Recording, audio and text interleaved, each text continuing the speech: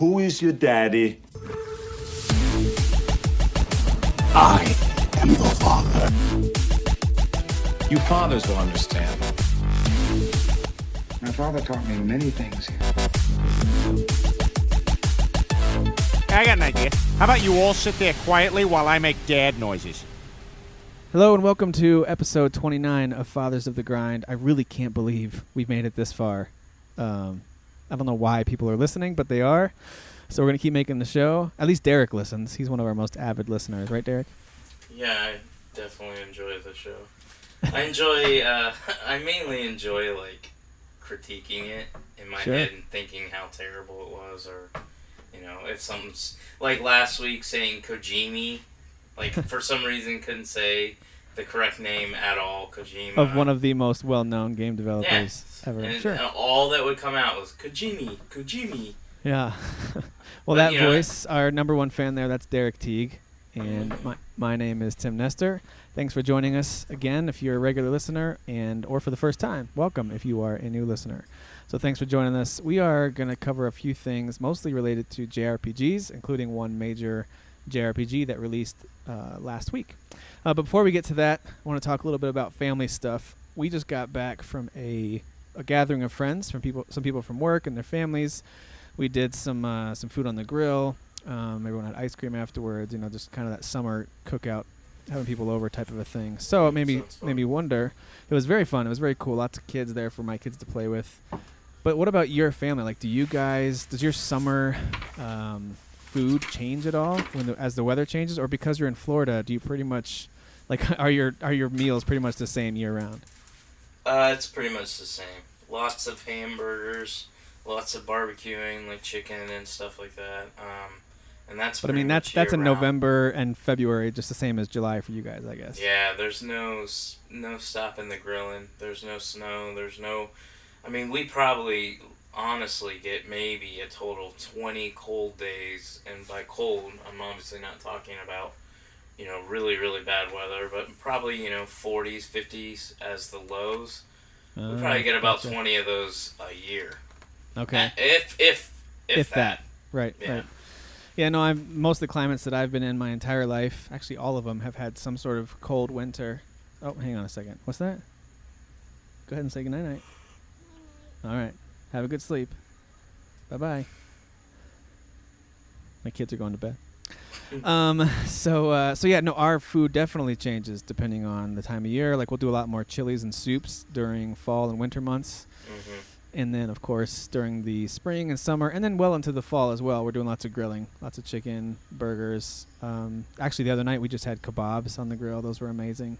Nice. So yeah, but I just thought I'd ask that because I figured for you it's probably about the same, but I know that for me it definitely changes depending on the season. So we'll still grill in the wintertime sometimes. It'll be icy and frigid, and yet we really want to grill up these steaks that we got or whatever. So we'll stand out there in our, winter gloves and stuff grilling. But no pan-fried steaks for you? No, we haven't done that. Do you do that?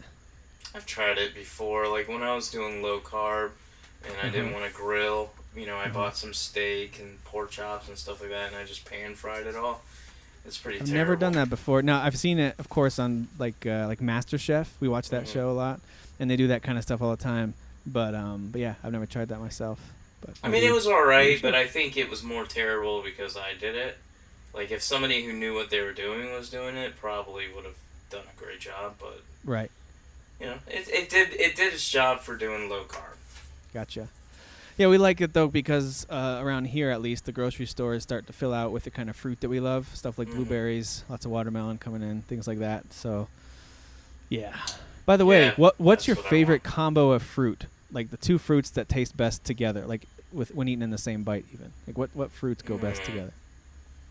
Best together. I know what my two favorite fruits are. What are your two favorites?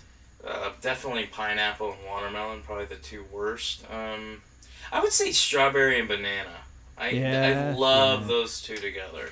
Yeah. So. There's a reason that's a flavor of just about every fruit-flavored yogurt and drink and everything else. And that's usually if I go get a yogurt or even go, like, I think it was the other night we went to Sonic. I don't know if you have a Sonic. Yeah, we do. I don't know how Colorado is. But We have I to went hunt for our food here. There is no Sonic. What are you talking about? But when I went to Sonic, they had the banana strawberry shake, and I was like, yep, I'll take that. Yeah, exactly. That's my favorite combo. Yeah, the reason I asked you that was because I just today actually had some blueberries and sliced up pineapple, and that combo was great. Because blueberries aren't super sweet, and pineapple, of course, is like overly sweet. So that combo was fantastic. Yep. I'll have to try Anyway. that. I haven't tried that. Now I'm very hungry again. We just ate dinner and I'm hungry. Oh, and we stopped at Culver's on the way home to get some of their ice cream. It's kind of like a DQ Blizzard, but it's the Culver's version. I forget what it's called. But we got some of those. I got chocolate with Snickers mixed up in there, and Nice. it is amazing. Nice. Okay, now that we've talked Now about I'm how hungry. fat we are, yeah, and how hungry we are, for you it's like well after 10 p.m. You should not be thinking food. I apologize. No, I'm really stuffed. I had a terrible eating day, but again, I burn a lot of calories, so I don't even care. It was birthday stuff though for your family, right? That's Yeah, a day like, when I you're didn't even allowed hold, to. Yeah, I didn't even hold back. I was like, you know Yeah. what? I'm planning on not to, go off track here, even though we haven't even technically started the show. I'm planning on doing like a 2 shake a day diet. So I'm gonna do shake for breakfast, sensible lunch, and then a shake for dinner. We'll see how long this lasts because I'm trying to drop some weight. Do some before and afters. Yeah, so I'm gonna try to do that. So this weekend I was like, you are allowed to do whatever the heck you want. So Yeah. I It'll had help a your big before. fat. It'll help your after look way better if your before looks awful. Just Exactly. If I can Yeah. gain a few pounds before I start my losing weight process, then I'll feel better about myself. So Yep, that's the way to do it. That's what the doctors usually say. They're like, load up Yeah. first and then get help. gain 30 pounds and then drop 15. Should work out for you, fatty. So speaking of activities that help us stay in great shape, let's talk about video games. Yeah, that's So, huge exercise routine. yeah. So what are you playing these days? What's keeping you occupied in terms of gaming? All right, so we are recording on a Saturday, and I actually, even though I was really, really busy today, I was able to finish the last 2 chapters in Resident Evil 6, so I've actually completed the game for the second time. Congratulations. So this year, I guess this is the year of Resident Evil for me. I made a post like a week ago saying if I actually complete Resident Evil 6, that means that I've already beat Resident Evil 0, Resident Evil 5, and Resident Evil 6. Probably in the last 3-4 months. That's all awesome. 4 of those. And then I plan on playing Resident Evil 4 when it comes out in August. Finally, one I can get on board with. I love that game. Yeah. It's a great. I mean, I gotta say, and I want to say this real quick before I move on to the other games I'm playing. First of all, Resident Evil 6 is not as bad as people say it is. Of course, everybody's entitled to their opinion. I'm just saying, as somebody who liked it but didn't love it the first time, I actually really enjoyed it the second time. Maybe it was because I knew what was coming. Like, I had a lot of memory from what I played, so I felt comfortable in every situation knowing what I was supposed to do. Plus, the high def, I guess they're calling it a high def release of it, Right. fixed some of the issues that I did have with it. Oh, Game nice. has still way too many QuickTime events, but they made the QuickTime events better. I'm not going to go into detail of how they did it. I'm just going to tell you they're way better. Okay, cool. So that made the game way more enjoyable. And while I was playing it, since I just played Resident Evil 5 and I just finished Resident Evil 6 and Resident Evil. You see, can I get can't it. talk. You got it. You can do it. I'm gonna blame Tim for all these speech impediment issues that I'm having right now because he's making me record late at night. So blame Tim. # blame Tim. But anyway, so Resident Evil 7 is supposed to be, back to its roots, back to its horror, which I'm excited about. I am not going to complain at all. I think that's cool. But as I'm playing Resident Evil 5 and then I'm now playing Resident Evil 6, I would absolutely love it if Capcom would do kind of like here's our horror Resident Evil, like maybe their numbered series, and then also release a third-person action by the main studio, not some side job crap games we've been getting in the past, like Raccoon City and all that crap, so don't even bring that up to Or me. Umbrella Corps. Yeah, that one I didn't even buy because that was garbage. But I would love like a Resident Evil side game. It's not part of the number series that the fans know going into it. while it's going to have some horror elements, would be more action-packed like 5 and 6. Because I have so much fun with those games. So I'd love to see them. Anyways, I had a lot of fun. And I'll go through the other 3 real quickly since I took a long time on Resident Evil 6. But I played Bloodborne last night with Moose. I'm going to call him Moose. Yeah.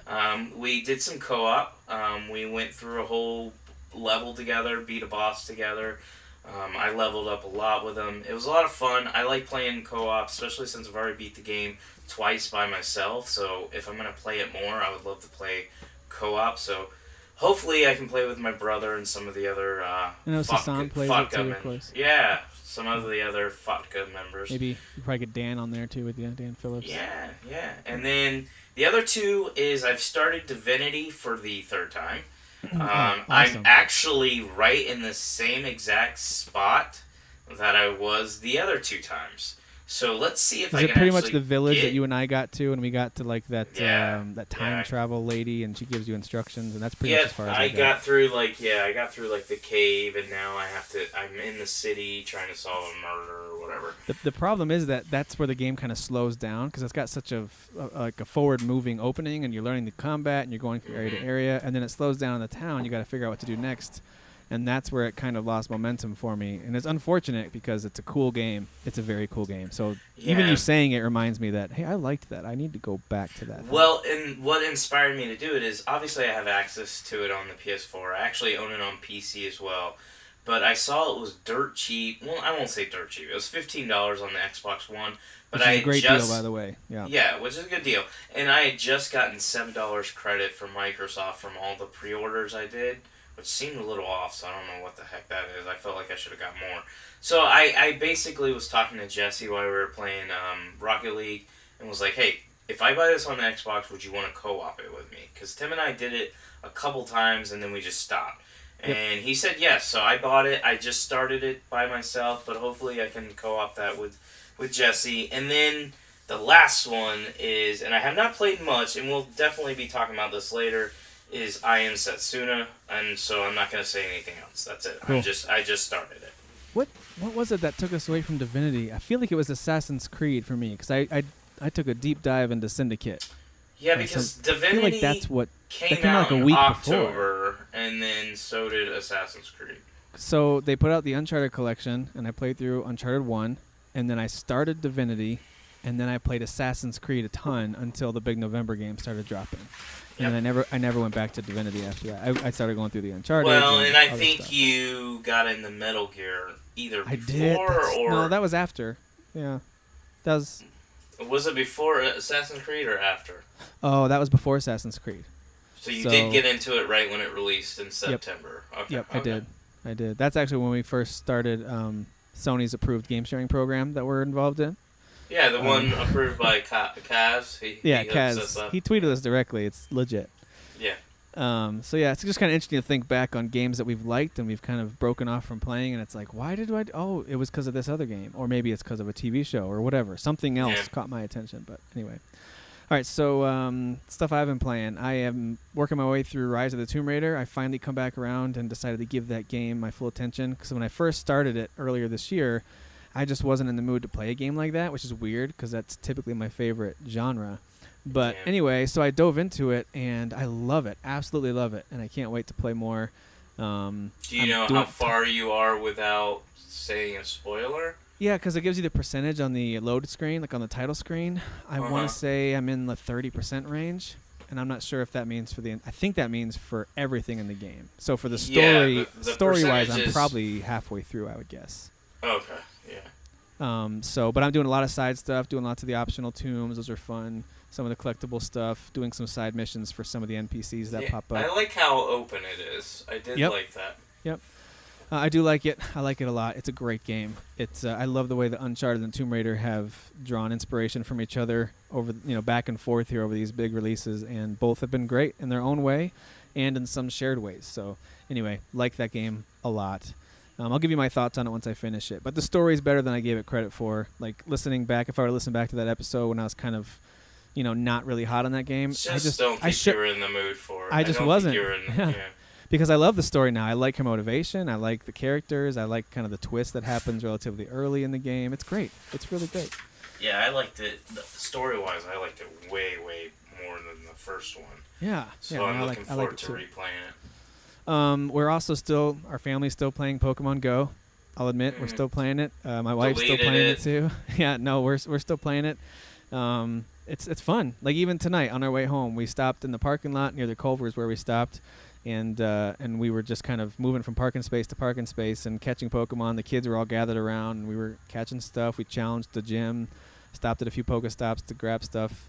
It's still just a fun diversion from time to time, especially when you're out and about. So I think it's like we talked about last week, so I'm not gonna need to talk about it anymore. But I just think it's a really cool like family game. I mean, I personally deleted it because surprisingly, my kids really weren't into it. I mean, Emily was playing it a little bit, but I thought Eli would get into it. He didn't care, so I just deleted it. 'Cause I was like, do you think it's because it's on a device that's not theirs and they have to ask permission for it all the time? I think if Eli had access to it, yes, he would play it if it was on his. Yeah, so like our kids don't walk around asking for it a ton. They do sometimes, but when we turn it on, they certainly gather around and want to go at it. So anyway, Pokemon Go. I just saw a headline that it had the most first week downloads of any app, not just game, any app in iTunes history. So that's serious. That's for real. Free to play the future. Yay. Yeah. Oh, free to play. Free to play. Speaking of which, Snobby Tim looks down on your early bedtime. All right. And the last game the last game I'm playing is I Am Setsuna, and that's actually been getting a bulk of my attention this week. I'm still playing Rise, but the last few nights I have chosen to go the route of I Am Setsuna. And like you said, we're actually going to jump into a discussion of JRPGs, and I will talk about I Am Setsuna a little bit later and ask you your thoughts on it too. But suffice to say, it is definitely it's meeting exactly what it said it would meet, and that is, hey, we're an old school JRPG. We're bringing back the old classics, and they keep mentioning Chrono Trigger. There's a reason they keep comparing it to Chrono Trigger. So we'll talk about that here in a little bit. So that is what I am playing. And let's talk about things that are happening with Comic-Con. So I'm not going to jump into Comic-Con headlines, but because it is San Diego Comic-Con weekend, there are some headlines that are coming out of there. And there's also headlines just around it that we didn't get to yet. So I'm not going to go through, all the biggest announcements or news items, but I do want to just highlight a few things. The first one has nothing to do with Comic-Con, and that is, speaking of Rise of the Tomb Raider, it is coming to the PS4 on October 11th. Did you read about what's going to be included with this? Yeah, I looked at a lot of the extra content that they're giving. Pretty excited about, and I'll let you read it off, but they're going to have a first-person VR, like little side thing. I don't know if it'll be good. I think it's supposed to be kind of like a mysterious type setup where you're like investigating your mansion or something. I don't know. Right. Yeah, like the overgrown old manor. You're going to be going and trying to solve some kind of mystery, which seems like a good fit for a VR type experience. Yeah. Speaking of VR, real quick side note, I tried to head over to Best Buy to check it out because as a current non-believer in the future of VR, I'd like to try it to see if just to see what I think about it, and I want to come back and talk about it and tell you guys what I think. But whoever the Sony rep was, or whoever Sony hired to be their rep, I'm not sure if it was officially Sony or if someone they outsourced it to. Whoever it was a no-show at the local Best Buy, even though they were scheduled for that. And even the Best Buy manager was super frustrated that night. But anyway, I'm hoping to. It's supposed to be scheduled again for this coming weekend. So quick question about that. Yeah. Were there a lot of people there, or were you the only nerd? My buddy Jake and I were the only nerds, but we showed up around 4:30 maybe, and they were supposed to be there from 3:30 to 8:30. So it's possible that people came right at 3:30 and were told they're not here. So I'm not sure, but from the looks of things, there was a surprising lack of others wandering around looking for the VR thing. From what I saw my brother today. He came to my son's birthday party. I'm glad he decided not to ignore their shout out to Jamie. What's up, Jamie?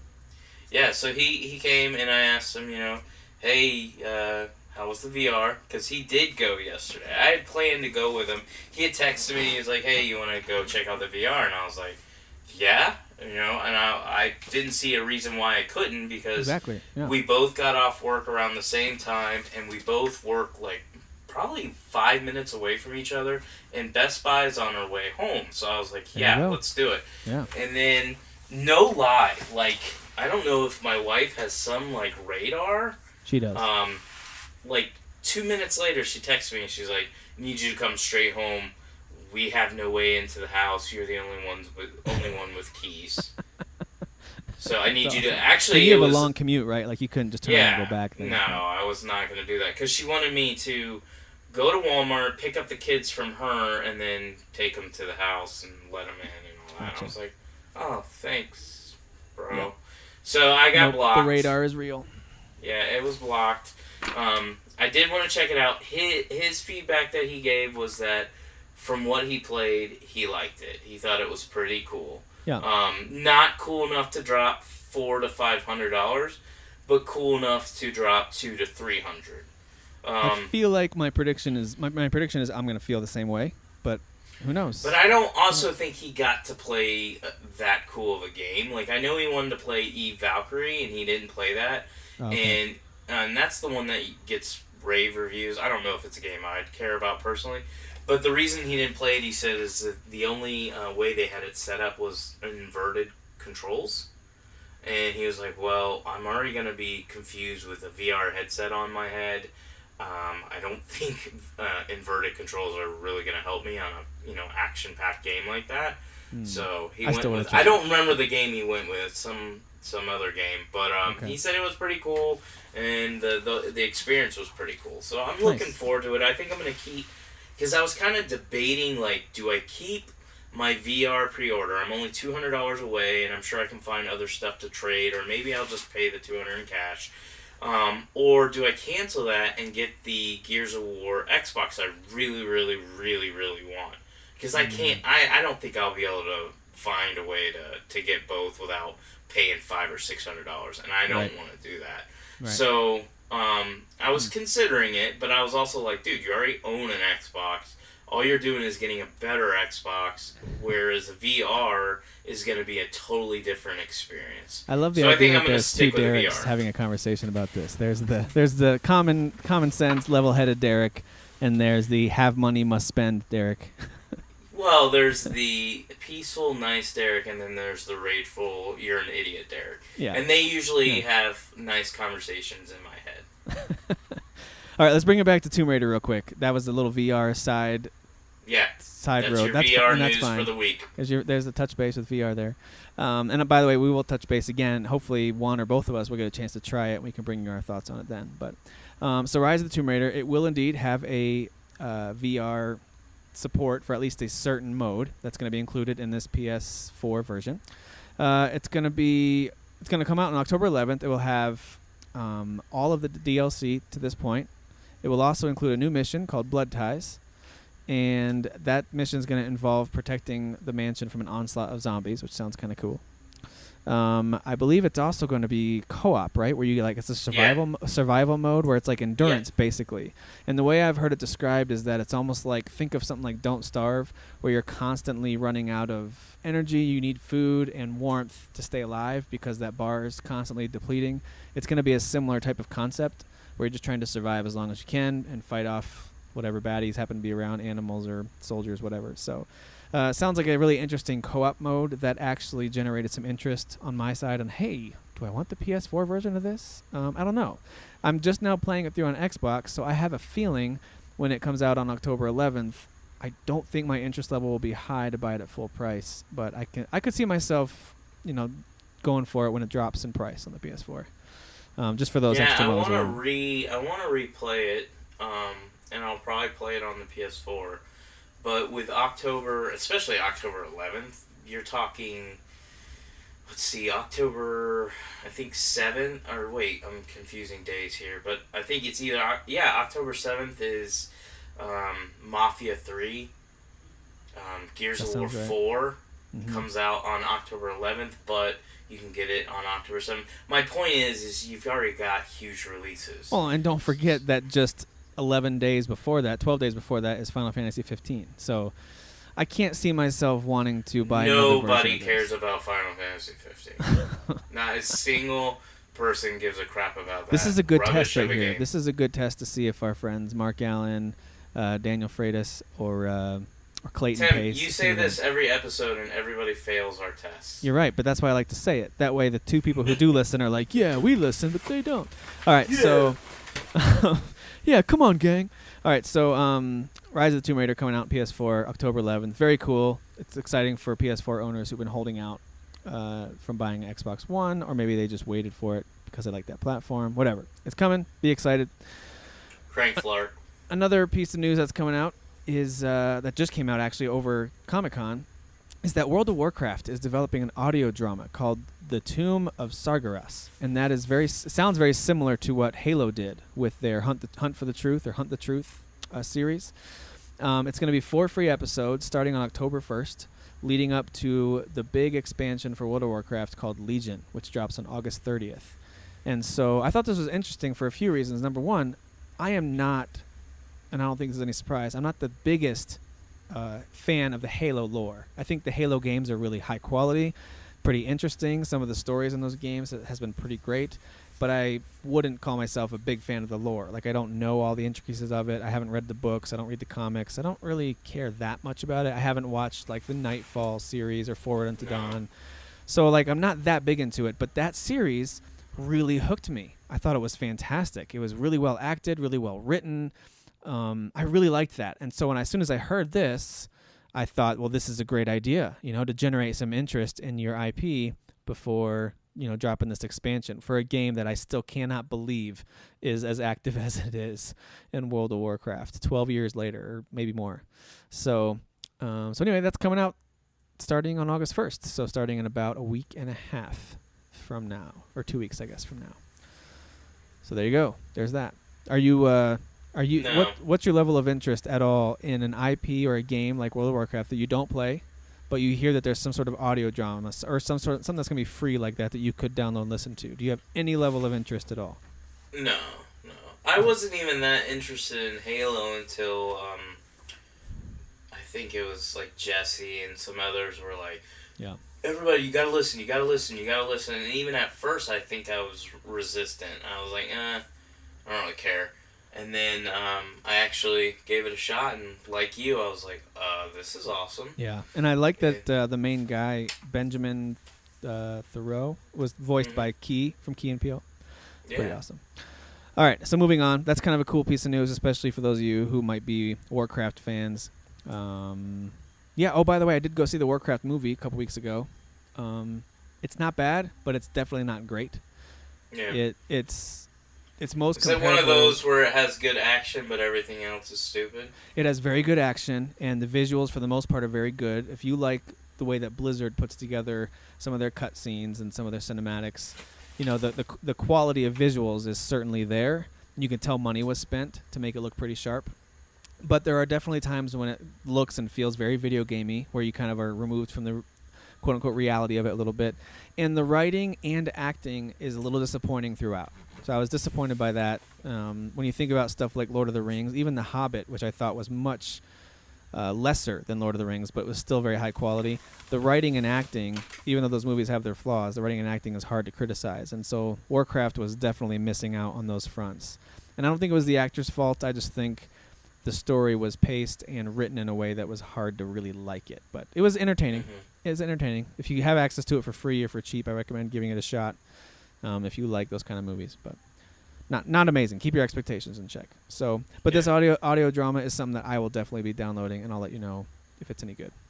Okay, let's talk. Speaking of like movies and TV shows and stuff, I know that this is technically a gaming podcast, but most of us, if not all of us, watch Netflix, and I think you and I spent some time in the spring talking about our thoughts on Daredevil season 2. One of the best seasons of any show I've ever seen was Daredevil season 2. I love it. Absolutely love it. I think the only show that can compete with Daredevil is Game of Thrones, and I think Game of Thrones just had its greatest season, so I would put Game of Thrones season ahead of Daredevil's, even though I really, really love Daredevil's season 2. Well, and the thing about Daredevil season 2 that I liked so much is that I was afraid that, spoilers if you haven't watched Daredevil season 1. Okay, so skip ahead, I don't know, 5 minutes or whatever, just to be safe.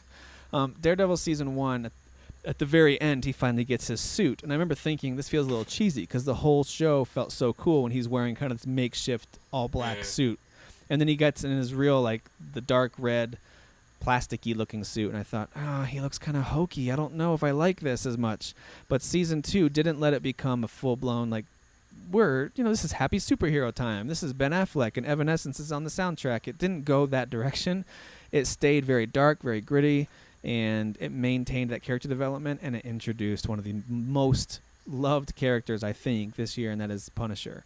John Bernthal just killed it as Punisher. So we won't dig into that again. Go back and listen to that episode if you guys want. It was sometime in late March, I think, we talked about it. Or maybe it was early April. But they just announced officially, and did anyone doubt this, that Daredevil Season 3 is coming. They announced that Luke Cage, another series from Marvel, is coming, and they showed a teaser for that. They announced that Iron Fist is coming, which actually has the actor who plays Loras Tyrell, speaking of Game of Thrones. He's going to be Iron Fist. And then, of course, a combination of a bunch of these characters, including Jessica Jones, is going to be the Defenders. So Marvel and Netflix are just pushing these IPs forward at a rapid pace, and it's pretty exciting because I do love me some Netflix, and so I'm excited to see these different series. It's exciting, but I also, and maybe I'll be one of the few that feels this way, but I hate when things get like over flooded. Right. And I feel like the superhero between movies and now shows is getting really, really flooded. Yeah, I agree with that. To the point where I'm worried. It's kind of like, think about it this way, and we don't have to go on a long tangent, but like, I love, the animation movies that came out. What's the big one? The big developer of them. With the Pixar. They started making The Incredibles, you mean? Yeah. So they started making these movies, and they blew up, and now every 5 seconds... Okay. You get another movie like that, and the problem is it takes away from how great they really are, because they're all basically doing the same thing, just a little different. Yeah, because you had A Bug's Life, and then all of a sudden you had Ants, and you had Ant Bully, and all these other ones started coming. Yeah, but the good news is that many of them are upping their game. So companies like DreamWorks, with IPs like Shrek and How to Train Your Dragon, they have, in my opinion, met the quality of a Disney and a Pixar. And then Disney themselves, who had hit quite the slump with movies like Tarzan, and they just weren't quite landing, Chicken Little and things like that. They weren't quite hitting. And then all of a sudden they discovered Tangled and Frozen and Wreck-It Ralph and, I'm blanking out, Big Hero 6. All of a sudden Disney rediscovered themselves. And so I do like that companies like Pixar, or in this case, Marvel and Netflix, are able to kind of set the tone on what the quality for these things can be. And I think that's why I say the word excited, is because Daredevil is so high quality. And I did not finish Jessica Jones. I only watched an episode or two. Someone convinced me that I should go back to it. I didn't love it, but the quality was definitely there. And of I course, want to try to watch that, because I only got through 2 episodes. Yeah. And I won't say that it was terrible, but it didn't hook me. It didn't hook me either, exactly. I don't like watching, like, women who are just, like, jerks the entire time. Like, I don't. But men who care are jerks, about that's fine. Yeah, well, men can be jerks. But I just didn't like how she was just like, she felt like a character I've seen 1,000 times. Like, I'm the strong, independent woman who doesn't give a crap. Well, for me, it came out in a very busy gaming time. I know that's what it was for me. And so when I had free time to watch something, for me, it just didn't hook me. If it would have hooked me, like, like when Daredevil 2 came out, Season 2 came out, it wasn't like it was slow. It was a choice. I was like, dude, I can knock this out in like 2 days, and I like this show. And I don't want to do anything else. Yeah, exactly. Yeah. No, that makes sense. But I do think it's going to be interesting to see how some of these very unknown... I mean, Jessica Jones was unknown, too. These unknown IPs do, like Luke Cage, Iron Fist, even the group of Defenders, like having Daredevil as their, leader, I'm assuming, or at least the main character, is going to be helpful because he's a familiar face, well-loved already. So we'll see how that goes. But Netflix and Marvel, into the year 2017, have a lot of stuff coming your way. So All right, Sweet. and the last headline that we'll share with you is one that I think IGN broke, and that is there's going to be a surprising, quote-unquote, surprising Rocket League announcement coming sometime in the next 2 weeks. And here's the actual quote here. This is Vice President of Psyonix, Jeremy Dunham. He says, as we get closer to Rocket League Championship Series around that time, which is early August 6th and 7th, that's when we're going to start promoting our next update. And wait till people see it. This is his quote. He says, wait till people see it. We've got something brewing that a lot of people have been asking for in different forms, but is also very surprising. It's going to be interesting, but it's going to be cool, too. So people are, of course, making all sorts of guesses what this might be. Is it going to be first-person shooter mode? For FPS mode, where you can get out and shoot through the windshield, and it becomes a very violent game.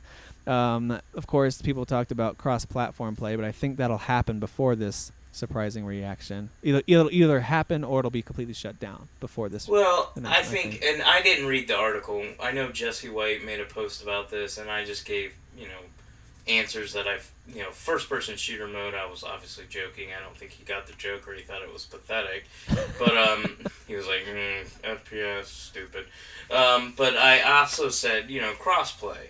But now that you've actually read the quote, clearly he's not talking about crossplay. Exactly. And if he is, then he's hyping something that everybody already knows anyways. Right. So that's kind of a stupid way to do it. So I think he is talking about either like a new mode a totally different way to play this game. So here are some thoughts that people online have. One of them is they're going to install some kind of garages for saved cars. So if you have a certain paint job with wheels and your antenna and your topper that you like, you can save that as one of your and then put it in a garage.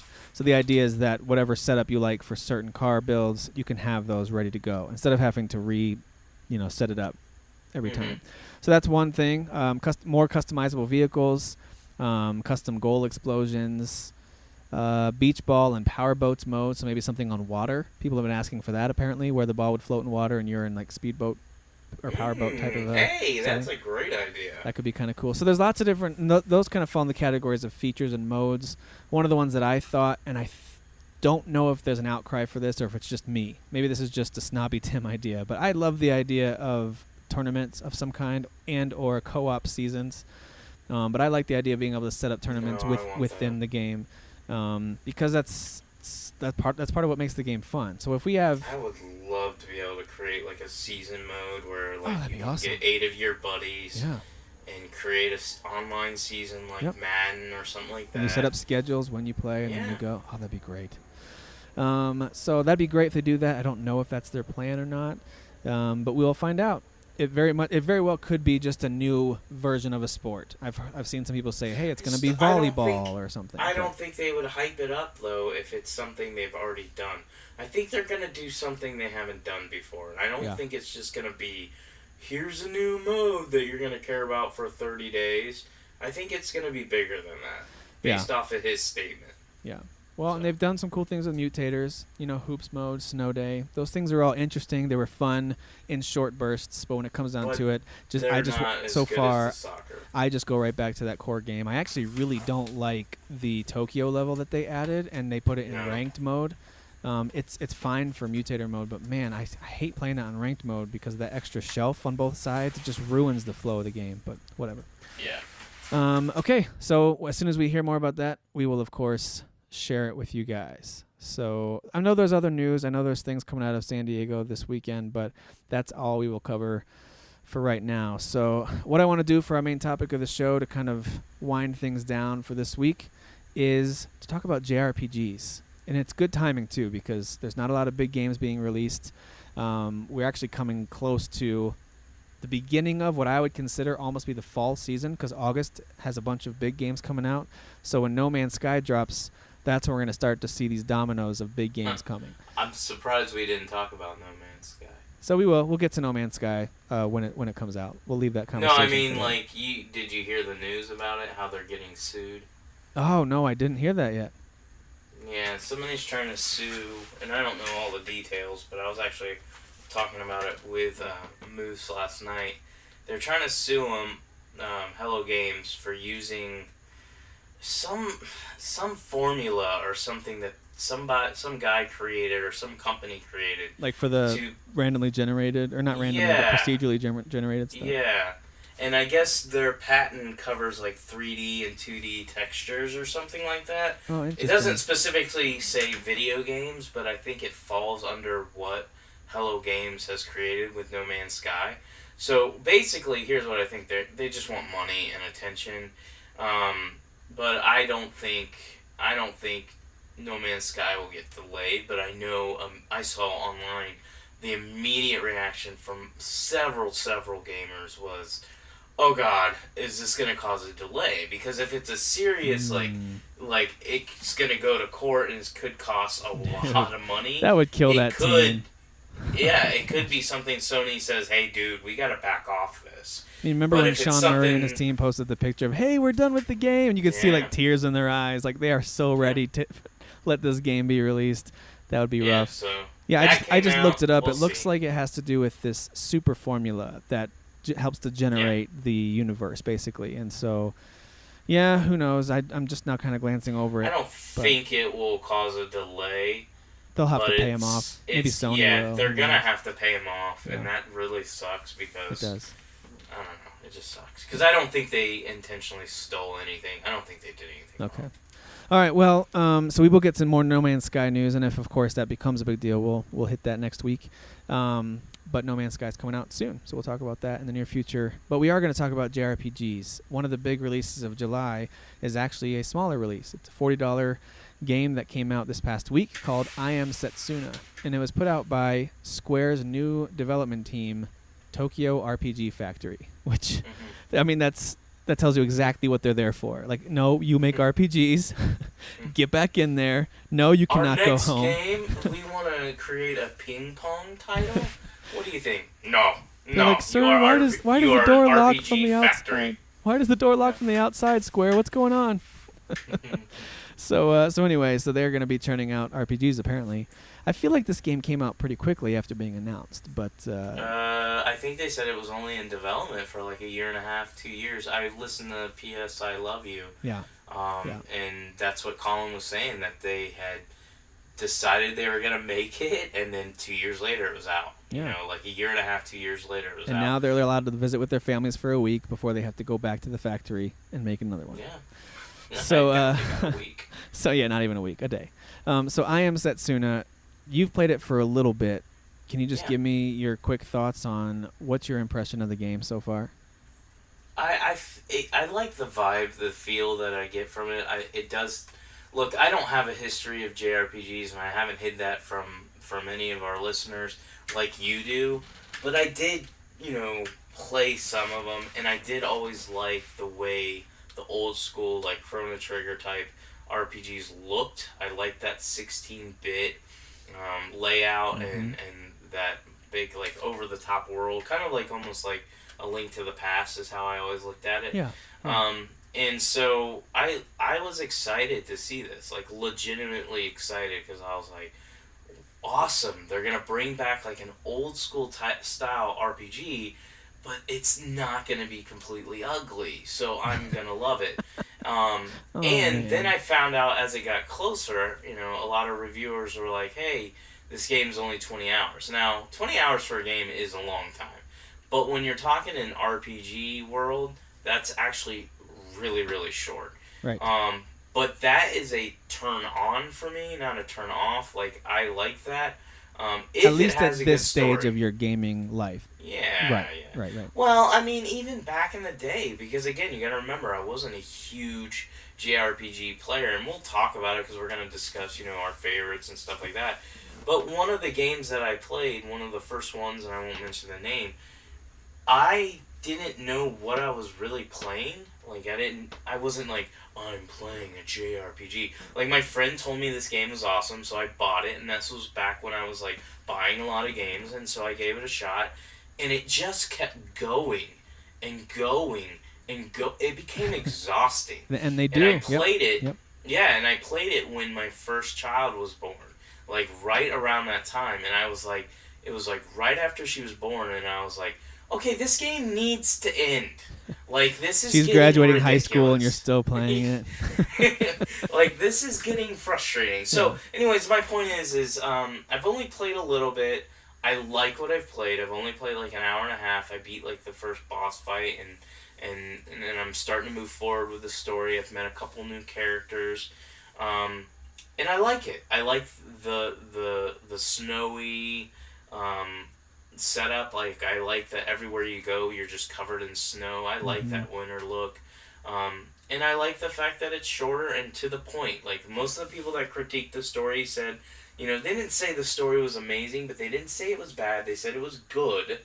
And they liked that it was, like, it stayed on task. Like, it was like, here, go from here to here to here to here and here. And you never feel like you're getting knocked off. Because a lot of my biggest issues with JRPGs, and this is, you know, I understand a lot of fans would disagree with me.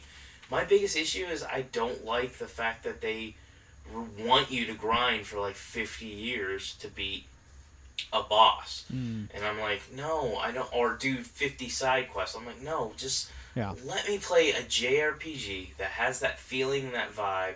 I'm not saying you have to make it super easy, but just let me play it and go from story to story and maybe do a side quest here and there. Yeah. And that's what I want out of JRPGs. And Well, I this guess one- I kind of want Western RPGs, basically. Which is funny because I think this one is more accessible than any JRPG or Western RPG in recent memory. I mean, think about everything from Fallout to the Skyrims and the Witchers of the world, where those games are not very accessible. I mean, you've got a steep learning curve right from the outset, tons of gear and stats to worry about, a million side quests you could do. Like, to me, that's the opposite of what you just described, what you're looking for. And so, like, you know, straightforward, give me from story to story. This is exactly that. It's incredibly accessible. The battle system is very straightforward. You can either attack, you can do one of your, what they call techs, or you can use an item.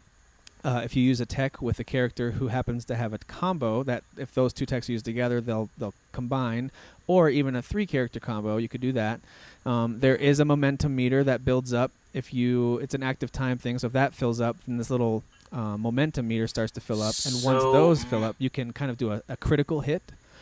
It's very straightforward. It's very basic. I got that to fill up, like the momentum meter. Isn't it like a little light that shines? It's like a little that, circle, like a little globe that fills Yeah. up, and then once it fills up once, a little I didn't know orb how to appears. use it though. So Like, when I was you, like, I don't know what I'm doing. it can hold up to 3 orbs at a time. It's called a momentum meter, and every time it fills, it generates one of those things, and it'll sit there, and then it will start to refill again. And once you fill up 3, it won't fill up anymore till you use them. And basically, anytime you attack or heal or use a tech, there'll be a little flash of blue light right above your head right after you choose your action. And if you hit square between then and when the action happens, you've got about maybe 2 seconds at the most to hit it. Oh, okay. Then it will activate. So either it'll do a critical hit, it'll sometimes, some of their attack moves, their momentum add-on will actually heal you while you hit. So some of them have some really cool side effects. Okay, cool. And so that momentum system's pretty straightforward. I think I did hear that PS I Love You Too, where Colin was talking about this system called the Flux system. And so they borrow so heavily from Chrono Trigger and from Final Fantasy VI. It's almost to the point of laughable at times. Some of the names of the moves, X-Cross is straight out of Chrono Trigger. Luminaire. Luminaire is a magic move that's actually kind of a story point later in the game. But Luminaire is one of Chrono's strongest moves at the end of the game. And so, like, there's some certain things that are used that are very directly taken out of Final Fantasy and out of Chrono Trigger. Also, the main little items that you use to give you your techs, your magic moves, and your support abilities, those are on these little items called Sprite Knight or Sprit Knight. Not sure how to pronounce it. I think Sprite Knight. And that is basically Magicite from Final Fantasy VI, which you have to equip that then teach you moves as you level those things up. So again, they're borrowing from all these other systems, but it's done in a very good way, very accessible way. The equipment that you use, it's almost like Mario RPG. You have a weapon and you have an accessory, and that's basically it. That's all your equipment. You don't have to equip your chest plate and your boots and your gloves and your hat. You don't have all these slots to fill. You basically just have your weapon, which has attack and defense stats for magic and for physical, and then you have an accessory which has slots to put the Sprite Knight in, and those give you your moves. So the better the accessory, the more slots it has available. to then equip moves. So as you progress in the game, you'll eventually have spots for 8, 9, 10 moves at once. You can have Cure 2, you can have Lightning, you can have all these things all at once. Has it been challenging for you at all? You're further through. Like, where are you at right I'm now? actually getting close to the end. I'm almost on the final dungeon. I've got most of the characters now. It has gotten very challenging. It was a breeze for, I would say, 75% of the game. And now that I'm hitting this last quarter, a couple of these boss battles have been really tough. Like, some of these bosses are healing themselves really well. There are times when I start a battle and I'm like, whoops, I needed my guy who has Dispel so I could stop him from curing himself over and over or whatever. So it gets really challenging. Some of the strategy you have to use is it's actually pretty fun. It brings me back to the old RPG days. But the good news for those of you who like more accessible games, it never gets so complicated that I couldn't understand it. It's never something where you have to, like, for example, in Pokemon, you don't have to do some kind of super EV training or something like that. You just have to basically put in the right character and make sure they have the right move equipped. Fire beats. It's not like Pokemon, but like, for example, if you're there's a lot of ice bosses, and if you have fire, you'll probably do a lot better than if you use a lady who has ice powers, for example. So it's pretty straightforward.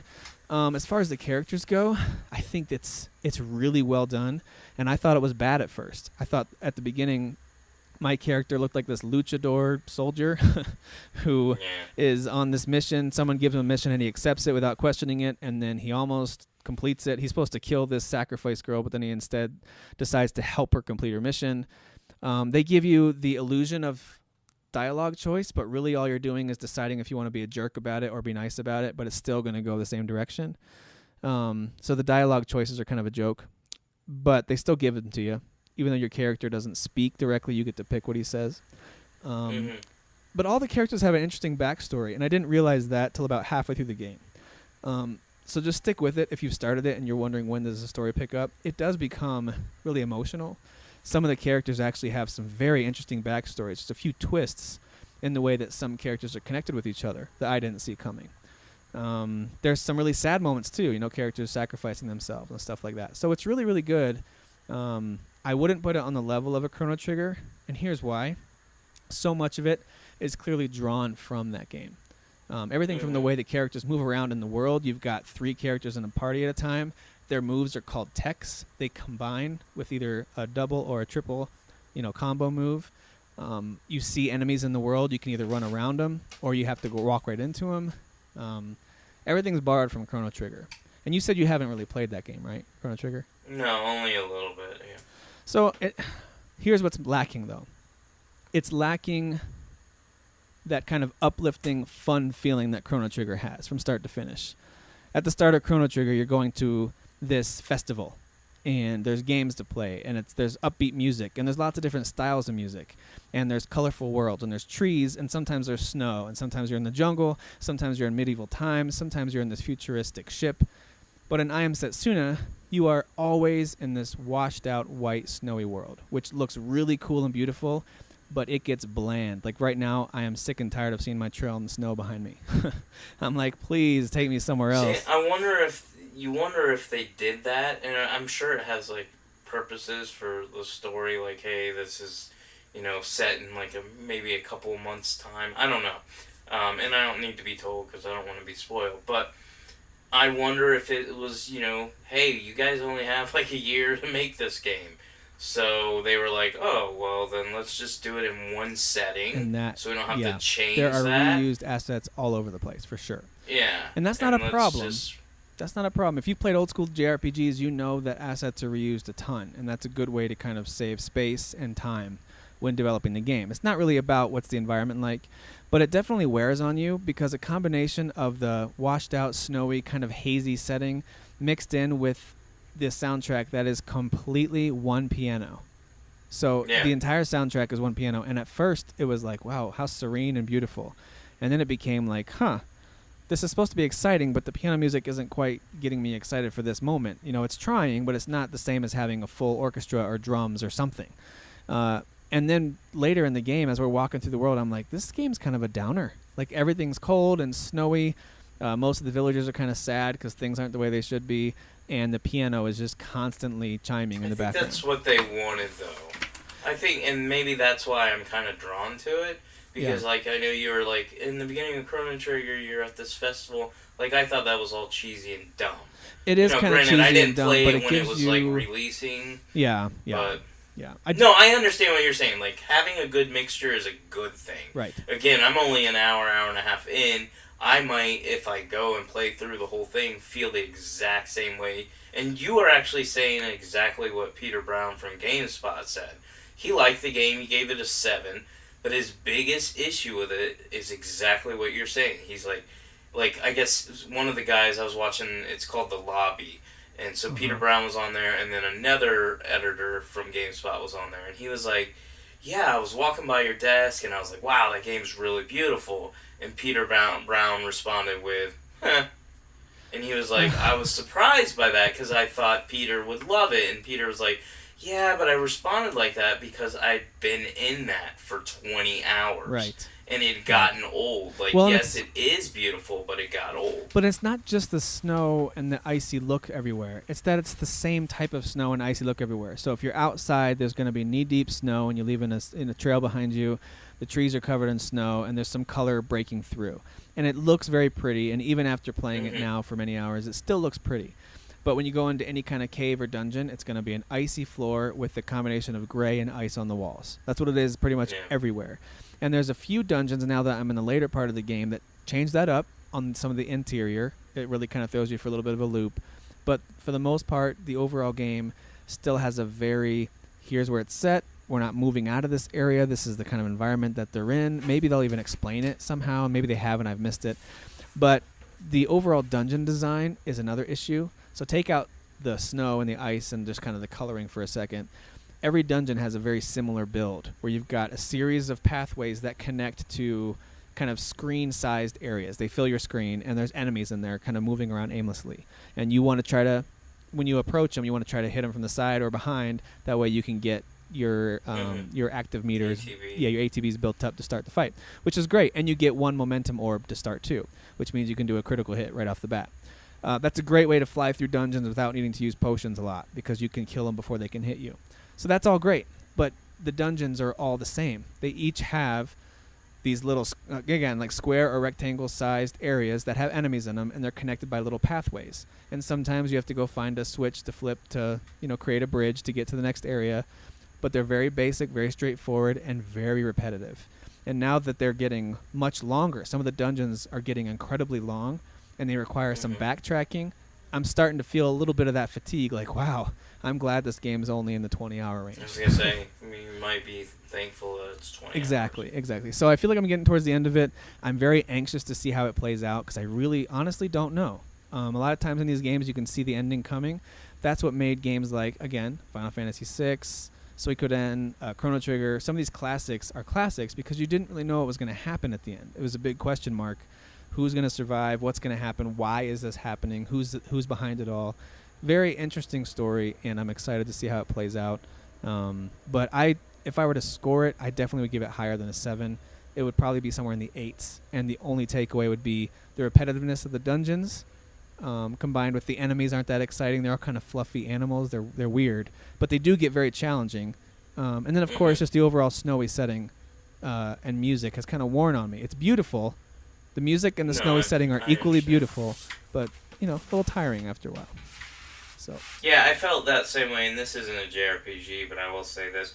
I tried to get into Mad Max, and to me, everything about Mad Max is basically yelling out, this is Derek's type of game. Because it has almost like he's angry. Twisted Metal type. Yeah, it's angry. It has like a Twisted Metal vibe to it with your car. It's very arcadey.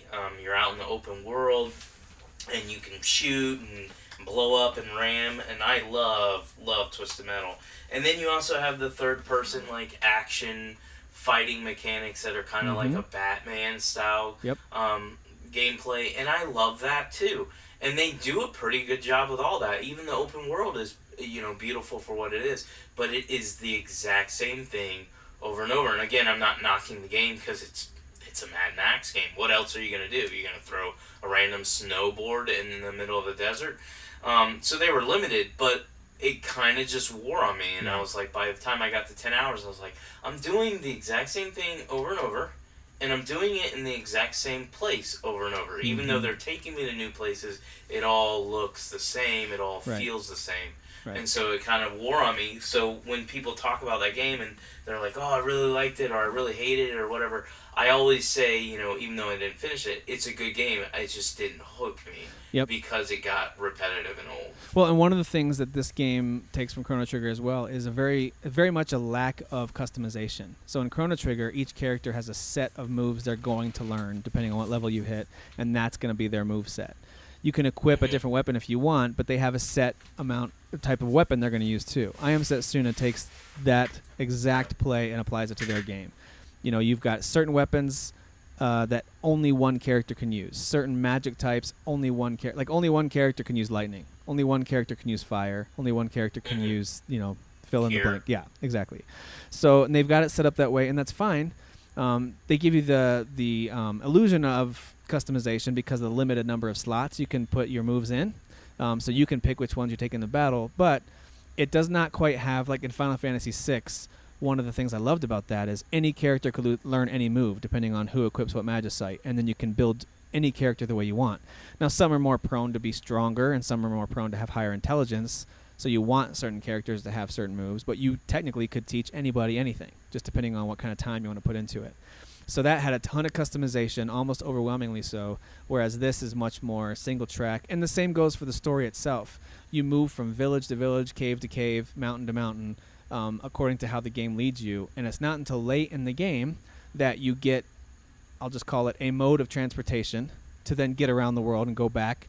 You can revisit areas that had chests you once couldn't open, because towards the end, again, they give you the ability to open some of these doors and chests you couldn't open before. Again, very much like Chrono Trigger. There was little black boxes in Chrono Trigger that you had to get a certain power attached to your pendant to open. So very similar that way. They're giving me some reason to want to go back to some villages and look for some of those treasure chests that I skipped over. But for the most part, it's very linear. It doesn't appear to really... It doesn't want you to explore a ton, even though they do open it up for you to later. There's not a lot of reason to, except for going back to... And there are some enemies that will take you by surprise. So you might be going through a dungeon and you run into an enemy that looks a little different than the ones you've been fighting, and they'll one-shot kill your entire party, and you're like, what just happened? They're a special enemy that's kind of a little bit off the path. And I think I've run into like 4 of those now, and I've had to run away from all those battles. I figured I'll come back when I'm stronger. So they do seem to have some enemies that who knows if they'll give you some kind of special reward for beating them. So they've included a few of those little Easter eggs too. Not Easter eggs, but little bonuses you can go back and try. So there you go. I Am Setsuna, high quality game. If you want something accessible. Hopefully you sold some people on it. Yeah, hopefully you'll play it too. I want to hear what you think about it too. So.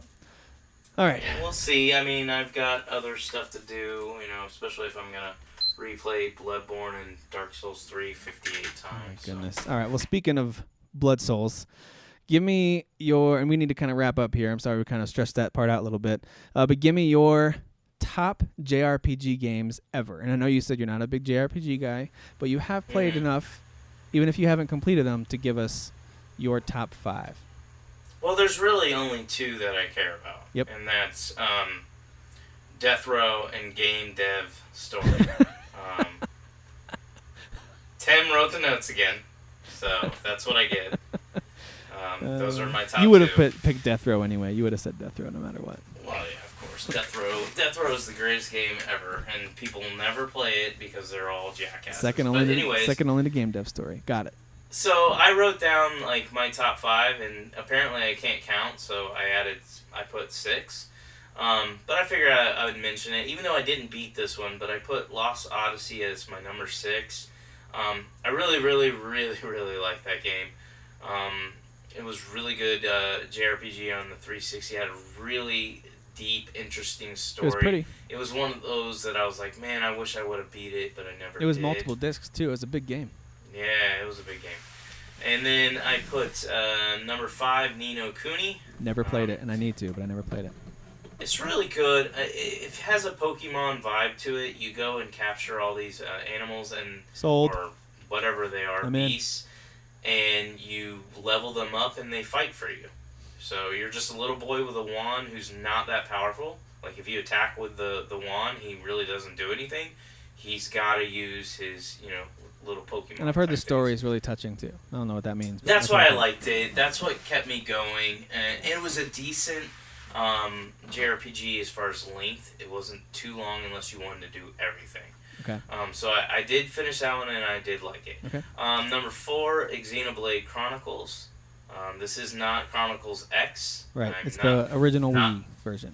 Yes, Right. This is the original one. It's a really, really, really good one. Normally it'd be higher up, but you'll kind of see why it's not. It dropped because of a couple games. Number 3 is Final Fantasy X. Now that's the first. That was the one I was talking about earlier. That was your gateway drug. That was the one I was playing when my daughter was born, or right before she was born, and then when she was born. So Final Fantasy X is the last one on your list that is actually a JRPG. But go ahead and give us your top 2. Yeah, well, and I put these because, if they're not counted, then that list before is my top 5, basically. Okay. Or top 4. Yeah. But if many people consider these games JRPGs, so I put Bloodborne at 2 and Dark Souls 3 at 1. Okay. So those, if they're considered JRPGs, which they are made by a Japanese RPG developer, so I consider them to be, but they're not your traditional JRPG. I would say that in the technical definition, being developed by a Japanese developer, and they are both definitely RPG games, you could technically make that argument. In the traditional sense, I would say not even close. Yes. Not even close to a traditional RPG. Not JRPG. even close. And that's why I said I'm fine with it not being there, but I went ahead and added them because I know a lot of people would be like, dude, those are JRPGs. Yeah. So... And then there's others, and I'd probably be one of them. those others who would say, no, they're not. They're not JRPGs. Like, not traditional JRPGs, but... No, they're not traditional. But yeah, they're worthy of your list, and I always, we give each other a hard time about this series of games because I am not a big fan, and you are a massive fan, and so are many in our group, and they're just better at games than I am, and that's fine. But the bottom line is, a lot of people love these games. They're incredibly high quality. It's fine with me if you want to put it on your list, even if you're wrong. No problem. No. I mean, it's impossible for me to be wrong. Oh. I mean, game dev story is definitely top JRPG, and nobody can argue. All right, let me give you my top 5. Number 5 for me would be Super Mario RPG for the Super Nintendo. I know there's been other ones since then, like Paper Mario and the Mario and Luigi saga games. That one's the better one. But that one's, it's way better. I love Geno, love Mallow, love the fighting system. It's very simple but very fun. Cool story, too. Not bad. And using Bowser on your team was also great. Number 4 would be Final Fantasy IX. I loved that story with Zidane and Garnet and the whole crew there, Snyder and all those guys, Freya. Very cool story, great battle system, really fun side stuff. I loved the card game they included, and a very satisfying ending to that game too. So Final Fantasy IX is one of the better Final Fantasy games. And then number 3 would be Final Fantasy VI, which is, in my opinion, the best Final Fantasy game. It's not the best looking, obviously. It was on the Super Nintendo, 16-bit sprites. If you don't like that style of game, I totally understand why it's hard to play it. But man, is it good. It's got a great story. Each character has super interesting backstories and motivations.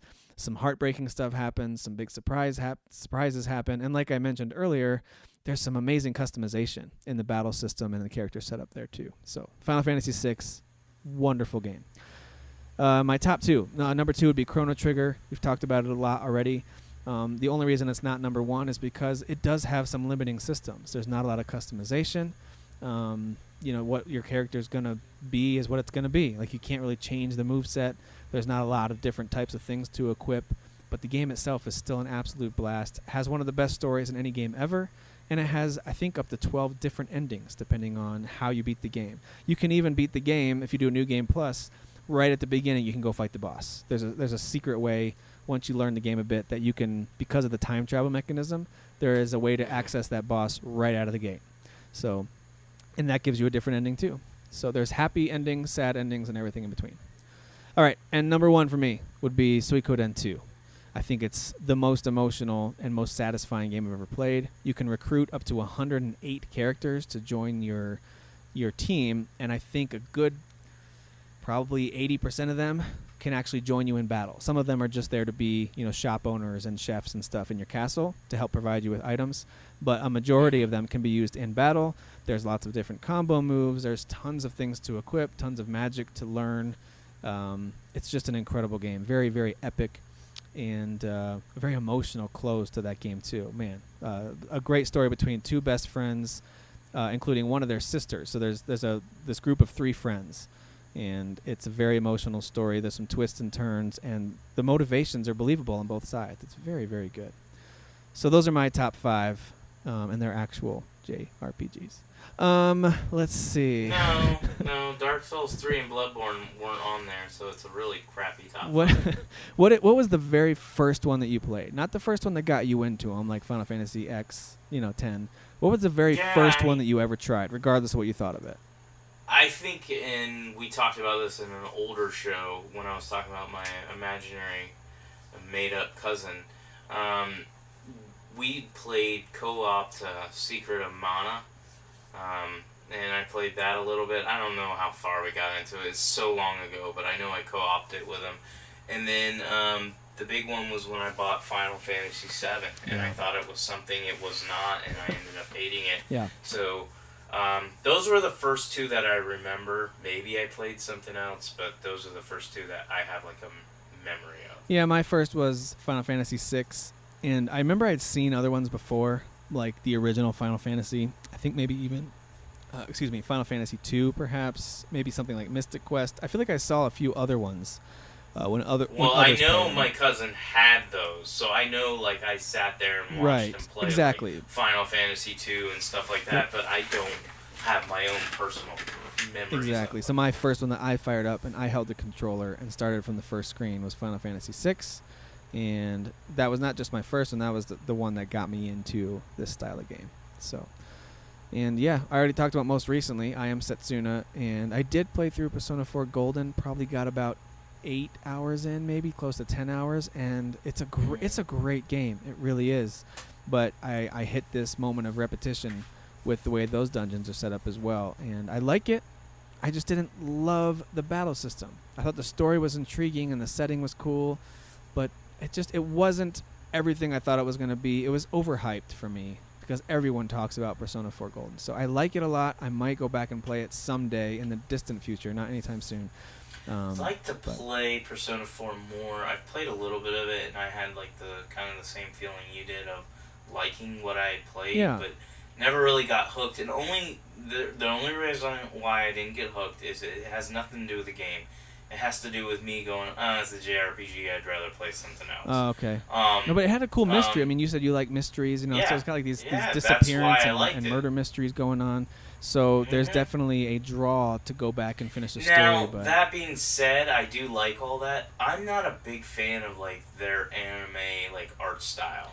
Okay. And same thing with like Tokyo Mirage Sessions. They have all that little Japanese anime, and they start doing some pop music singing, and I'm like, what? But overall, and that's one of my recent JRPGs is Tokyo Mirage Sessions. I started that a month ago, and then I Am Setsuna, and I'm still slowly getting through Sessions, and I really, really, really like the combat system. Again, you're a veteran, so I don't know if you played it, you'd be like, I don't know why Derek's so excited about this. But for me, the stuff they're doing is really cool. They've simplified it, but at the same time, there's a lot of strategy to it. And I've hit some really difficult bosses. But I really, really like that game. Hopefully, I'll be able to play it and beat that one. And I probably want to continue that one over I Am Setsuna right now. Okay. So that's why I'm like, we'll see if I do. Because if I'm going to play a JRPG, I'm going to go with Tokyo Mirage. Because that's the one I'm already invested with the characters. I'm invested in the combat system. The only thing I don't like, and this is a big complaint for me, and this is personal. I'm not knocking the games. I'm not telling JRPGs to change because Derek sucks at games. I hate in JRPGs, and I've ran into this several times. This is what happened with Lost Odyssey. This is what happened to, and I'm forgetting the name, but another one on the 360 that I played. And it's happened a couple times on Tokyo Mirage, where the way the dungeons are laid out or way a certain area is laid out, it's confusing. And I don't know where I'm going, and a lot of times it's mazes. Like, it's intentionally done. Right. Like, oh, it's Eternal Sonata. They did that. They give you, like, this maze where it's intentionally done Lots to of confuse forks, and you. like, do I go right or left? And then Yeah, and so I have a terrible sense of direction. So if you're not going to tell me where to go, I just go in circles, and then I get frustrated. And that's what happened with Lost Odyssey. That's what happened with Eternal Sonata. That's what's happening with Tokyo Mirage, where it's like, I love the game. I want to beat the game. But I'm sick and tired of going through the same mazes over and over. See, and those things lost frustrate me too, but for different reasons. And for me, it's that I hate picking the one that actually moves you forward when there's an idea in the back of my head that, you know what, there was probably there's probably a treasure chest. Hardcore nerd. Oh, gotta get the treasure. I went the right way. Now I'm pissed.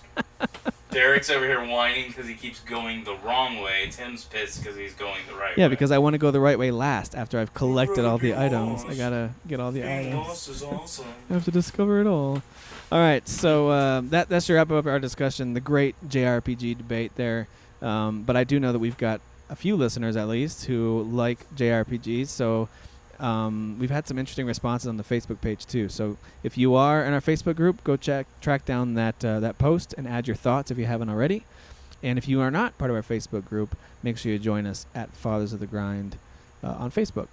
That should wrap us up for now. Derek, what I wanted to close with is one of your favorite things. I'm not going to ask you to do anything. I just want you to soak this in, okay? Are you listening? All right. Yeah.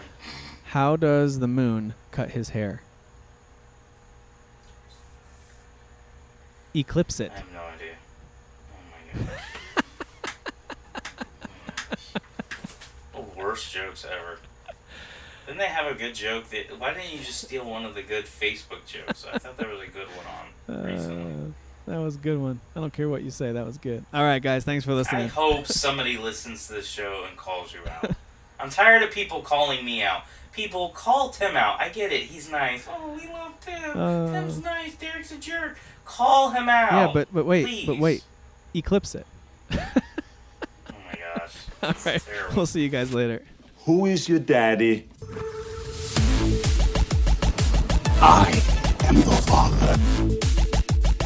You fathers will understand. My father taught me many things here.